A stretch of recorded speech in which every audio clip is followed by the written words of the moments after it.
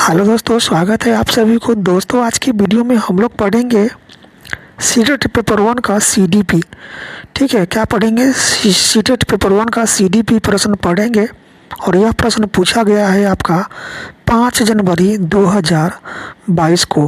कब पूछा गया है? 5 जनवरी 2022 को, जब सीटेट पेपर वन का परीक्षा हुआ था 5 जनवरी 2022 को। तो सीडीपी से जो प्रश्न पूछा गया था आपका, वह सभी प्रश्न मैं आज आपके सामने लेकर आया हूँ। ठीक है, और यदि आपको सीटेट पास करना है तो कुछ नहीं, आप 2011 से, ठीक है, 2011 से लेकर के 2024 तक अब तक जितने भी सीटेट की परीक्षाएं हुई है, ठीक है, वो सही प्रश्न को लगा लेते हैं, पढ़ लेते हैं, आप निश्चित रूप से सीटेट की एग्ज़ाम पास कर जाएंगे। तो हम आपके लिए लगातार 2011 से लेकर के 2024 तक के सीटेट की एग्ज़ाम में जितने भी प्रश्न पूछा गया वो सही प्रश्न मैं आपके सामने लेकर आता हूँ। चैनल पर नया है तो चैनल को ज़रूर सब्सक्राइब कर लीजिएगा, ठीक है, ताकि जो भी वीडियो हम लेकर आएंगे इसकी जानकारी सबसे पहले आपको मिल जाएगा। तो चलिए शुरुआत करते हैं सीडीपी का प्रश्न से। देख सकते हैं यहाँ प्रश्न आपके सामने है। सीडीपी का पहला प्रश्न से शुरुआत करते हैं। प्रश्न है कि अभिकथन दिया हुआ है ए, बच्चों के शारीरिक विकास में देरी के लिए पूरी तरह से उनकी आनुवंशिक बनावट को जिम्मेदार ठहराया जा सकता है। देखिए, बच्चों के शारीरिक विकास में देरी के लिए उसकी पूरी तरह से जिम्मेदारी जो है आनुवंशिक को नहीं ठहरा सकते हैं। ठीक है, उसके बाद है बच्चों के शारीरिक विकास के लिए वंशानुगत कारक ही उत्तरदायी होते हैं। ठीक है, तो बच्चों के शारीरिक विकास के लिए वंशानुगत कारक ही उत्तरदायी नहीं होता है। ठीक है, तो दोनों कथन आपका गलत है। तो कथन ए और आर क्या है आपका? गलत है। ऑप्शन 4 राइट आंसर हो जाएगा। ए और आर जो है ना, दोनों गलत कथन है कि बच्चों के शारीरिक विकास में देरी या आनुवंशिक कि यह देरी के लिए किसका आनुवंशिक को हम जिम्मेदारी ठहरा सकते हैं? नहीं। ठीक है, उसके बाद बच्चों के शारीरिक विकास के लिए वंशानुगत कारक ही उत्तरदायी होता है, ये भी गलत कथन है। तो ये दोनों कथन क्या आपका गलत है, यानी ऑप्शन 4 राइट आंसर हो जाएगा। ए और आर दोनों गलत है। चलते हैं अगले प्रश्न की तरफ। अगला प्रश्न है आपके सामने दिया हुआ है। प्रश्न कहता है कि निम्नलिखित में से कौन सा सूक्ष्म कौशल के उपयोग का एक उदाहरण है? ठीक है, निम्नलिखित में से कौन सा सूक्ष्म कौशल के उपयोग का एक उदाहरण है? तो घसीट कर लिखना है। यह क्या है आपका? सूक्ष्म कौशल के उपयोग का एक उदाहरण होता है। ठीक है, ऑप्शन 3 राइट आंसर हो जाएगा, घसीट कर लिखना। चलते हैं अगले प्रश्न की तरफ। अगला प्रश्न है आपके सामने दिया हुआ। प्रश्न कहता है इनमें कौन सा बच्चा मध्य बाल अवस्था में होगा? ठीक है, इनमें कौन सा बच्चा जो है मध्य बाल अवस्था में होगा? बताइए इसका राइट आंसर क्या होगा? तो एक बच्चा जिसमें नियमों के अर्थ की समझ विकसित कर ली है और तर्क कर सकता है, वैसे बच्चा मध्य बाल अवस्था में होगा। ठीक है, ऑप्शन 2 राइट आंसर हो जाएगा। और मध्य बाल अवस्था 6 से 12 साल की उम्र की अवस्था को क्या कह देते हैं? क्या कहा जाता है आपका? मध्य बाल अवस्था कहा जाता है। ठीक है, 6 से 12 साल। ठीक है, 6 से 12 साल की अवस्था को क्या कहा जाता है? मध्य बाल अवस्था कहा जाता है। तो मध्य बाल अवस्था में बच्चा जो होता है यह नियम के अर्थ की समझ को विकसित कर लेता है और तर्क कर सकता है। ठीक है, ऑप्शन 2 राइट आंसर हो जाएगा। चलते हैं अगले प्रश्न की तरफ। अगला प्रश्न दिया हुआ है आपके सामने है। प्रश्न कहता है दोस्त कि फिल्मों और विज्ञापनों से व्यवहार के जेंडर उपयुक्त तरीकों के बारे में बहुत संकेत मिलते हैं। यह समाजीकरण की डैश संस्था के रूप में डैश की भूमिका पर प्रकाश डालता है। प्रश्न कहता है कि फिल्मों और विज्ञापनों से व्यवहार के जेंडर उपयुक्त तरीकों के बारे में बहुत संकेत मिलते हैं। यह समाजीकरण की डैश संस्था के रूप में डैश की भूमिका पर प्रकाश डालता है। तो देखिए, मीडिया जो होती है यह समाजीकरण की द्वितीय अवस्था होती है। ठीक है, समाजीकरण की द्वितीय अवस्था होता है कौन? आपका मीडिया। ठीक है, तो मीडिया और यह आपका द्वितीय समाजीकरण की भूमिका पर प्रकाश डालता है। ठीक है, तो यहाँ पर आंसर होगा आपका मीडिया और द्वितीयक। ठीक है, क्या होगा? मीडिया और द्वितीयक। मीडिया जो होता है ना, यह समाजीकरण की द्वितीयक संस्थाएं होती है। ठीक है, तो आंसर क्या होगा? ऑप्शन 2 राइट आंसर होगा, मीडिया द्वितीयक। चलते हैं अगले प्रश्न की तरफ। अगला प्रश्न है आपके सामने दिया हुआ। प्रश्न कहता है पूर्व संक्रियात्मक अवस्था में कौन सी संक्रियात्मक क्षमता आती है? तो पूर्व संक्रियात्मक अवस्था में जो है ना, यह क्षमता आती है आपको बच्चों में कौन सा, तो यह आता है आपका लक्ष्य निर्देशित व्यवहार की क्षमता आती है। ठीक है, लक्ष्य निर्देशित व्यवहार की क्षमता आती है पूर्व संक्रियात्मक अवस्था में। ऑप्शन 2 राइट आंसर हो जाएगा, लक्ष्य निर्देशित व्यवहार की क्षमता। चलते हैं अगले प्रश्न की तरफ। अगला प्रश्न है आपके सामने दिया हुआ प्रश्न कहता है कि पियाजे के अनुसार एक शिक्षक का डैश और डैश होना बहुत ज़रूरी है। तो पियाजे के अनुसार एक शिक्षक को गतिशील और लचीला होना बहुत ज़रूरी है। ऑप्शन 1 राइट आंसर हो जाएगा, गतिशील और लचीला। चलते हैं अगले प्रश्न की तरफ। प्रश्न है आपके सामने लय वाइगोत्स्की के विचार में, तो लय वाइगोत्स्की के विचार में भाषा संज्ञानात्मक विकास को सुगम बनाती है। ठीक है, लय वाइगोत्स्की के विचार में भाषा जो है ना, भाषा संज्ञानात्मक विकास को क्या बनाती है, सुगम बनाती है। ऑप्शन 3 राइट आंसर हो जाएगा, भाषा संज्ञानात्मक विकास को सुगम बनाती है। चलते हैं अगले प्रश्न की तरफ। प्रश्न है आपके सामने लय वाइगोत्स्की के अनुसार निम्नलिखित में से कौन से कारक बच्चों के संज्ञानात्मक विकास को सुगम बनाते हैं। लय वाइगोत्स्की के अनुसार निम्नलिखित में से कौन से कारक बच्चों के संज्ञानात्मक विकास को सुगम बनाती है, बताइए यहाँ पर राइट आंसर क्या होगा इसका। तो यहाँ पर आपका ऑप्शन में दिया हुआ है सांस्कृतिक उपकरण, सामाजिक संपर्क, संतुलन और पुरस्कार। ठीक है, तो देखिए सांस्कृतिक उपकरण और सामाजिक संपर्क ये जो है ना बच्चों के क्या है, बच्चों के क्या है, यह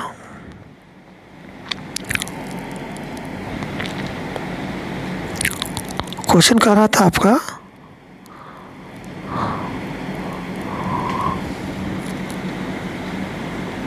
यहाँ पर क्वेश्चन कर रहा था आपके कि लय वाइगोत्स्की के विचार में, लय वाइगोत्स्की के अनुसार निम्नलिखित में से कौन से कारक बच्चों के संज्ञानात्मक विकास को सुगम बनाता है। तो बच्चों के संज्ञानात्मक विकास के सुगम बनाता है आपका सांस्कृतिक उपकरण और सामाजिक संपर्क। ठीक है, सामाजिक उपकरण और सांस्कृतिक उपकरण और सामाजिक संपर्क जो ना, ये बच्चों के क्या है, संस्कृति को सुगम बनाता है। ऑप्शन 1 और 2 इसका राइट आंसर हो जाएगा। तो 1 और 2 आपका किस ऑप्शन में, ऑप्शन 3 में है, ऑप्शन 3 इसका राइट आंसर हो जाएगा। ठीक है, चलते हैं अगले प्रश्न की तरफ। प्रश्न है आपके सामने दिया हुआ प्रश्न कहता है कि एक बाल केंद्रित कक्षा में अधिगम, तो देखिए एक बाल केंद्रित कक्षा में अधिगम शिक्षक और छात्रों द्वारा सह निर्मित होता है। ठीक है, एक बाल केंद्रित कक्षा में अधिगम जो होता है वह शिक्षक और छात्रों द्वारा सह निर्मित है। ऑप्शन 3 राइट आंसर हो जाएगा। चलते हैं अगले प्रश्न की तरफ। अगला प्रश्न है आपके सामने दिया हुआ प्रश्न कहता है कि लॉरेंस कोहलर के नैतिक विकास के सिद्धांत के किस चरण में बच्चे दूसरे के यादों की अपेक्षा करता है और इसके बजाय अधिकार और नकारात्मक परिणामों के डर पर ध्यान केंद्रित करते हैं। ठीक है, तो यह आपका होगा सामाजिक अनुबंध अभिविन्यास। ऑप्शन 4 राइट आंसर हो जाएगा, सामाजिक अनुबंध अभिविन्यास। चलते हैं अगले प्रश्न की तरफ। प्रश्न है आपके सामने हार्वर्ड गार्डनर के सिद्धांत में सोच को व्यक्त करने के लिए धारा प्रवाह और लचीले ढंग से भाषा का उपयोग करने की क्षमता डैश बुद्धि की विशेषता होती है। तो ये आपका भाषाई बुद्धि की विशेषता होती है। ऑप्शन 1 राइट आंसर हो जाएगा, भाषाई बुद्धि। चलते हैं अगले प्रश्न की तरफ। प्रश्न है आपके सामने कि निम्नलिखित में से कौन सी रणनीति कक्षा में व्यक्तिगत मतभेदों को पूरा करने के लिए प्रभावी नहीं है। निम्नलिखित में से कौन सी रणनीति कक्षा में व्यक्तिगत मतभेदों को पूरा करने के लिए प्रभावी नहीं है, बताइए इसका राइट आंसर। तो अपने मौखिक और गैर मौखिक संचार पर विचार करना। ठीक है, अपने मौखिक और गैर मौखिक संचार पर विचार करना, यह आपका क्या है, व्यक्तिगत कक्षा में, रणनीति कक्षा में व्यक्तिगत मतभेदों को पूरा करने के लिए प्रभावी नहीं होती है। तो ऑप्शन 1 आपका राइट आंसर हो जाएगा। चलते हैं अगले प्रश्न की तरफ। अगला प्रश्न है आपके सामने दिया हुआ प्रश्न कहता है कि 4 साल के राहुल को एक गुड़िया उपहार में मिलने पर वह बोला मैं इसका क्या करूँगा, लड़के गुड़ियों से नहीं खेलते। यह क्या दर्शाता है, तो यह दर्शाता है जेंडर रूढ़िवादिता। ऑप्शन 3 राइट आंसर हो जाएगा, जेंडर रूढ़िवादिता। चलते हैं अगले प्रश्न की तरफ। अगला प्रश्न है आपके सामने दिया हुआ प्रश्न कहता है कि सीखने के आकलन के बजाय सीखने के लिए आकलन सुनिश्चित करने के लिए एक शिक्षक को चाहिए कि वह शिक्षण अधिगम की दैनिक प्रक्रिया में आकलन को शामिल करे। ऑप्शन 2 राइट आंसर हो जाएगा। चलते हैं अगले प्रश्न की तरफ। और प्रश्न है आपके सामने, प्रश्न कहता है कि किस तरह के प्रश्न पूछकर बच्चों में समालोचनात्मक सोच को बढ़ावा दिया जा सकता है। तो इसका राइट आंसर आपका होगा बीजों के अंकुरण के लिए हवा की आवश्यकता होती है सिद्ध करने के लिए एक प्रयोग की रूपरेखा तैयार कीजिए। यही आपका राइट आंसर का बच्चों में समालोचनात्मक सोच को बढ़ावा देने के लिए। ठीक है, तो ऑप्शन 4 आपका राइट आंसर हो जाएगा। चलते हैं अगले प्रश्न की तरफ। प्रश्न है आपके सामने कि एक समावेशी व्यवस्था में कौन किसकी ज़रूरतों के अनुसार यथोचित संयोजन करता है। एक समावेशी व्यवस्था में कौन किसकी ज़रूरतों के अनुसार यथोचित संयोजन करता है, बताइए इसका राइट आंसर क्या होगा। तो इसका राइट आंसर होगा आपका छात्र शिक्षक की ज़रूरतों के अनुसार। ठीक है, ये आपका 4 राइट आंसर हो जाएगा, छात्र शिक्षक की ज़रूरतों के अनुसार। चलते हैं अगले प्रश्न की तरफ। प्रश्न है आपके सामने दिया हुआ कि वो छात्र जिन्हें डैश से उन्हें पाठ पढ़ने और लंबे अंशों के समझने में लगातार चुनौतियों का सामना करना पड़ता है, तो इस छात्र आपका पठन वैफल्य। इसमें क्या होता है कि बच्चों को भाषा बोलने पढ़ने में क्या होती है, कठिनाई होती है। ठीक है, इसको क्या कहते हैं, पठन वैफल्य, जिसको हम क्या कहते हैं, डिसलेक्सिया इंग्लिश में कहते हैं। तो ऑप्शन 3 राइट आंसर हो जाएगा, पठन वैफल्य। इसमें बच्चे जो है ना सही तरीके से किसी भाषा को नहीं बोल पाता है, किसी अक्षर को नहीं पढ़ पाता है, अक्षर को उलट पुलट कर पढ़ता है। ठीक है, तो इसको क्या कहते हैं, हम पठन वैफल्य कहते हैं। ठीक है, जिसको इंग्लिश में क्या कहते हैं, डिसलेक्सिया। ऑप्शन 3 राइट आंसर हो जाएगा। चलते हैं अगले प्रश्न की तरफ। प्रश्न है आपके सामने दिया हुआ। प्रश्न कहता है, प्रश्न की सुविधाहीन और वंचित समूहों के शिक्षार्थियों को संबोधित करने के लिए एक शिक्षक को क्या करना चाहिए। तो सुविधाहीन और वंचित समूहों के शिक्षार्थियों को संबोधित करने के लिए एक शिक्षक को क्या करना चाहिए, बताइए। तो एक शिक्षक को सभी छात्रों में अपनेपन की भावना को बढ़ावा देना चाहिए। ऑप्शन 1 राइट आंसर हो जाएगा, सभी छात्रों को अपनेपन की भावना को बढ़ावा देना चाहिए। चलते हैं अगले प्रश्न की तरफ। प्रश्न है आपके सामने कि विविध आवश्यकता वाले शिक्षार्थियों वाली कक्षा में शिक्षक को निम्नलिखित के लिए विकल्प उपलब्ध नहीं करने चाहिए। विविध आवश्यकता वाली शिक्षार्थियों वाली कक्षा में शिक्षक को निम्नलिखित के लिए विकल्प उपलब्ध नहीं करने चाहिए। इसका राइट आंसर क्या होगा, तो शिक्षार्थियों के बारे में रूढ़िवादिता। ठीक है, शिक्षार्थियों के बारे में रूढ़िवादिता। ऑप्शन 4 राइट आंसर हो जाएगा, शिक्षार्थियों के बारे में रूढ़िवादिता का विकल्प उपलब्ध नहीं करना चाहिए एक शिक्षक को कक्षा में। ऑप्शन 4 राइट आंसर हो जाएगा। चलते हैं अगले प्रश्न की तरफ। अगला प्रश्न है आपके सामने दिया हुआ। प्रश्न कहता है कि दिव्यांग छात्रों की शिक्षा के संदर्भ में निम्नलिखित में से किस प्रावधान को राष्ट्रीय शिक्षा नीति 2020 द्वारा बढ़ावा नहीं दिया गया है। तो प्रत्येक विद्यार्थी के लिए एक शिक्षा और निजी शिक्षक, यह 2020 आपका राष्ट्रीय शिक्षा नीति 2020 जो है ना, ये दिव्यांग छात्रों के लिए नहीं दर्शाता है कि प्रत्येक छात्रों को क्या है, विद्यार्थी के एक शिक्षक और एक निजी शिक्षक होना चाहिए। ऑप्शन 2 राइट आंसर हो जाएगा। चलते हैं अगले प्रश्न की तरफ। अगला प्रश्न है आपके सामने दिया हुआ। प्रश्न कहता है, बच्चे किस प्रकार सीखते हैं। तो बच्चे जो है ना पढ़कर और सुनकर सीखते हैं। ऑप्शन 1 और 2 राइट आंसर हो जाएगा, 1 और 2 बच्चे पढ़कर और सुनकर सीखते हैं। तो ऑप्शन 1 आपका राइट आंसर हो जाएगा। ठीक है, चलते हैं अगले प्रश्न की तरफ। प्रश्न है आपके सामने दिया हुआ। प्रश्न कहता है दोस्त, प्रश्न आपके सामने है। प्रश्न कहता है कि अभिकथन यह महत्वपूर्ण है कि विद्यार्थियों को अपने स्वयं के अधिगम पर कुछ नियंत्रण करने की अनुमति दी जाए। इसका तर्क दिया हुआ कि अपने अधिगम पर नियंत्रण रखने से विद्यार्थियों को यह निर्णय लेने में मदद मिलती है कि क्या सीखना है और कैसे। ठीक है, तो इसका राइट आंसर क्या होगा, तो इसका राइट आंसर ए और आर दोनों सही, और आर सही व्याख्या करता है ए की। ऑप्शन 1 का राइट आंसर हो जाएगा। ठीक है, चलते हैं अगले प्रश्न की तरफ। प्रश्न है आपके सामने है, एक शिक्षक को उन गतिविधियों को बढ़ावा देना चाहिए जो डांस हो।